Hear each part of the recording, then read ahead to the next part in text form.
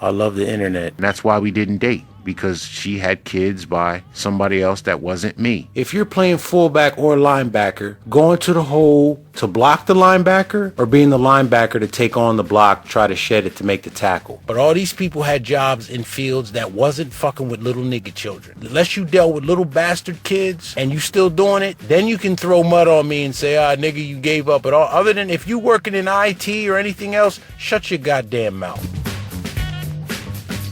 And she's got a kid too. I don't see where that benefits me. You gotta meet violence with violence. I'm sorry. But I am still a son person, and I wanna see black people do better. But I'm so overly frustrated by the ones that just ain't gonna do better. That's why I love Malcolm X so much and could really care not too much for Martin Luther King, because Martin Luther King was all for the broads, fucking bitches on his wife. Malcolm X was chilling by himself. Men, once they decide they don't fuck with each other, they just don't fuck with each other. They don't go back and forth. But he got shot. You could have chose a different woman and it'd have been a different result.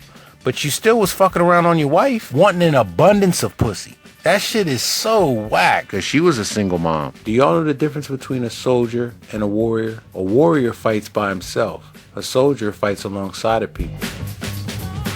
I'm gonna try to keep it simple and I'm gonna try to keep it quick because I know that most Americans' attention span ain't long enough for anything. I was reading Hugh Hefner's book and he said he never dates a woman over the age of 24. He's basically in her chameleon state. Ages 25 to 30 is the chameleon state. Happy Independence Day, Mick Towers. To make her seem like she'd be a good catch. You know what I'm saying? You at the park with your kids, but you don't call me because I don't know your kids. But if you don't got kids, I ain't gotta worry about this shit.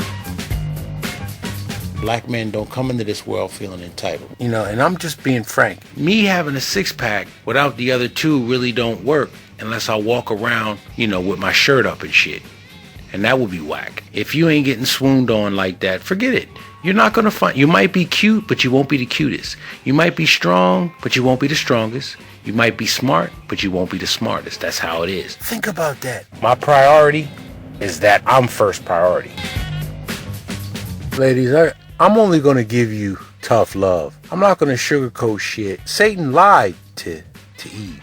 So that should be like testament that if a woman's lied to, she'll fall for that shit. You're not worthy to be another man's wife if you've got another man's kids. And when you think with your big head, it'll let you make and trust your intuition a lot better. I'm going to choose to not have a chick, man. Unless I find a chick that can devote all her time and energy to me.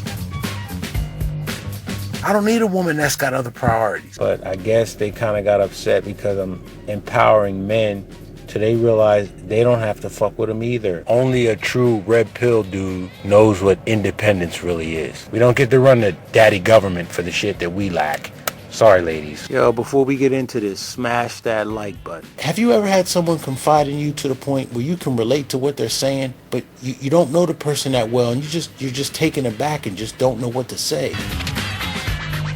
Black men are disenfranchised because they're black men. White guy is going to feel disenfranchised because he's going to feel that certain minority groups are taking his or part of the pie that he's entitled to have. Part of the pie that he's entitled to have. I don't even turn my TV on no more, but anyway. Some people say that, you know, we use the race card, but the race card wouldn't be in the deck if it wasn't for racism. Just this past weekend, I went to an amateur boxing event to, you know, entertain myself. I don't know, fellas. Would you go your own way on the Titanic? In a perilous moment like that, what would you do? For real? Would you help these women or would you save yourself? You think Cynthia G, Jaja Ali, and God forbid, Shira 7? I'm a real history buff. What are you waiting for?